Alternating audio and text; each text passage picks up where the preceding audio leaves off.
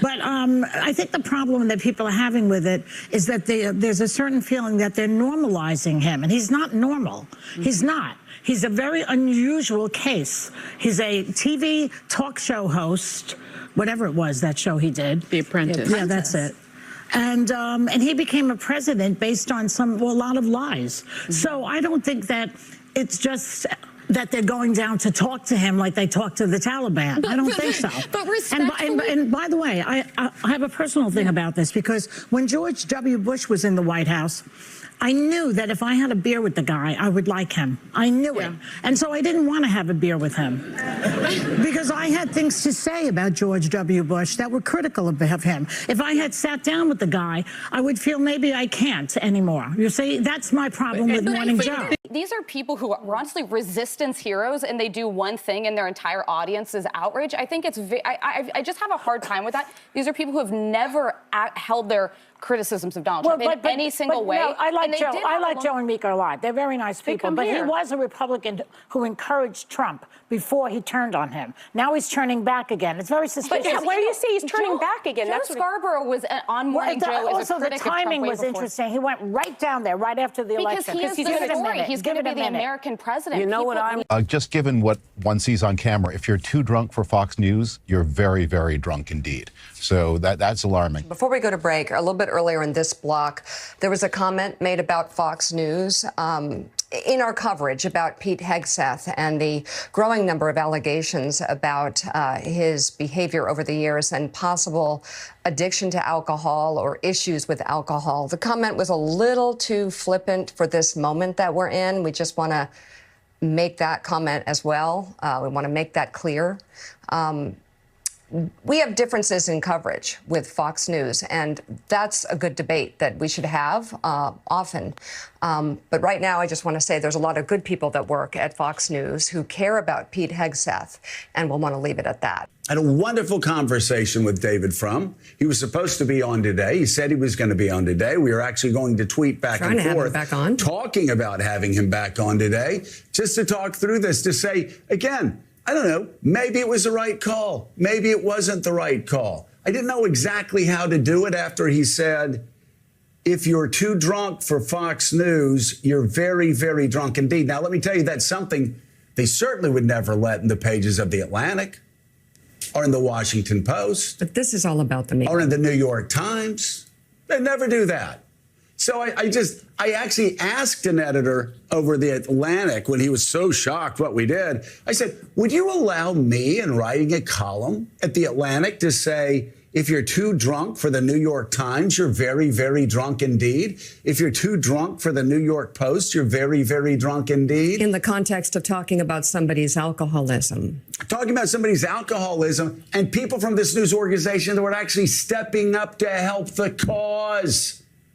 To get a guy who's grossly unqualified to be sack death. Is that the time to say that? Now, I understand, David, we talked, and David Frum said, it was just a joke. And I said to him, I said, well, you know, David, I appreciate that. And who knows, maybe I made the right call, maybe I made the wrong call. I'm really sorry if I made you feel uncomfortable. We tried to give it enough distance. Didn't say his name. We waited for the entire segment. We thanked him, went on, and then Mika just generally talked about a flippant comment. And I am telling you, the sound of fear, the apology, none of that is true. But guess what? This is what's been going on now for several weeks. They're not upset about your drinking? You know what? There's an interesting one there. First of all, I've never had a drinking problem. No one's ever approached me and said, "Oh, you should really look at getting help for a drink." Never. I've never sought counseling, never sought help. I respect and appreciate people who do. But you know, what do guys do when they come back from war? Oftentimes, have some beers. You know, how do you deal with the demons you see on the battlefield? Sometimes it's with a bottle. Unfortunately, tragically, for too many guys, it's with the bottle, and then it's depression, and even worse, suicide. I mean, we've got an epidemic of that in our country. Thank God, by the grace of God, I found my chapters of purpose that pulled me out of that. I found, in many ways, I found two things, my two J's. My Jenny, my wife Jennifer, changed my life, saved me. There's just no doubt about it. And my Lord and Savior, Jesus Christ. And without those two J's, I wouldn't be sitting here right now. But with those two J's, like my mom said this morning, and I didn't get a chance to see all of it, but God bless my mom, I'm a very different person than I was 10 years ago, than I was 15 years ago. But I'm also the right guy to be in the Pentagon to understand what our young water fighters are going through.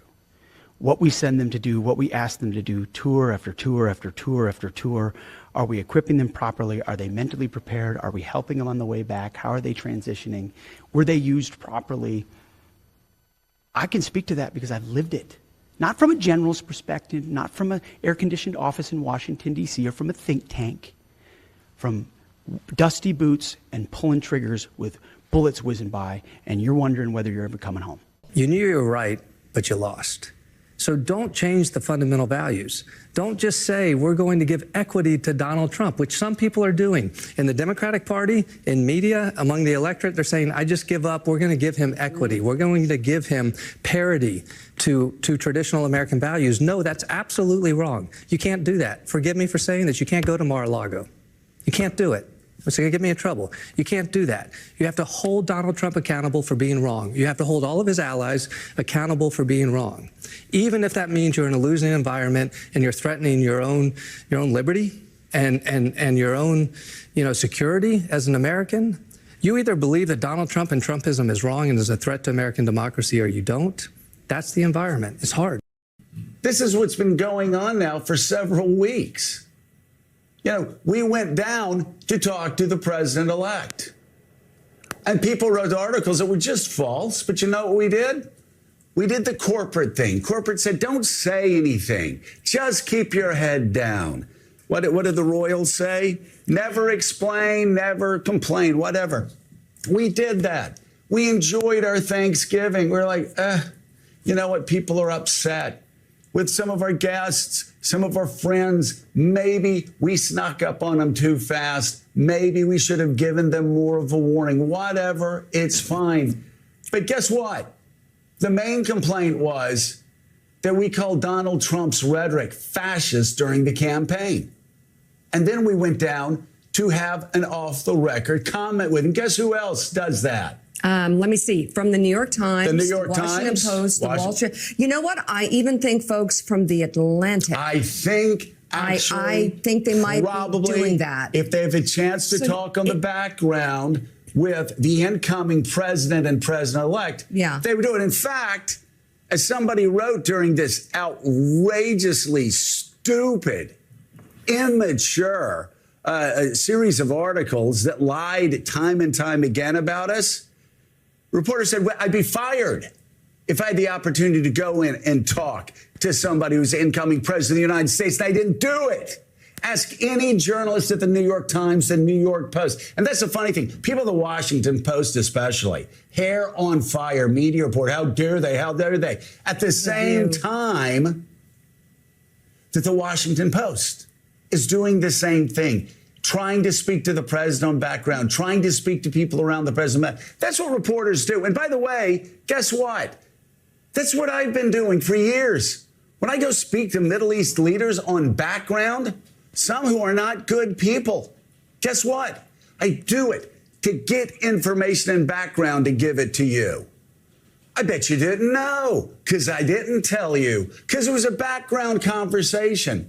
When I went to Élysée Palace last summer, we're going to do. So maybe, just maybe, everybody can catch their breath, stop freaking out about a loss of like 1 percentage point, and stop having this circling firing squad that we see the Democratic Party in, and this media sphere, where people are just trying to get clicks. Well, and to that point, 2 minor points. And that is, again, the meeting that we went to was not kissing the ring or bending the knee or all your other ridiculous headlines. It was a serious meeting. And quite frankly, if we hadn't told anyone about it, if we hadn't shared it with our viewers to be transparent, and that was our call because it was a meeting on background, nobody would have known about it.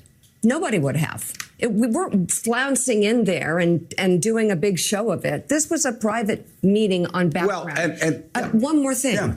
To those that you were talking about here who are still kind of pushing this narrative and saying this article is so sad and, oh my God, fear has taken over. Good job. Good job. Because you're so stuck in your hatred.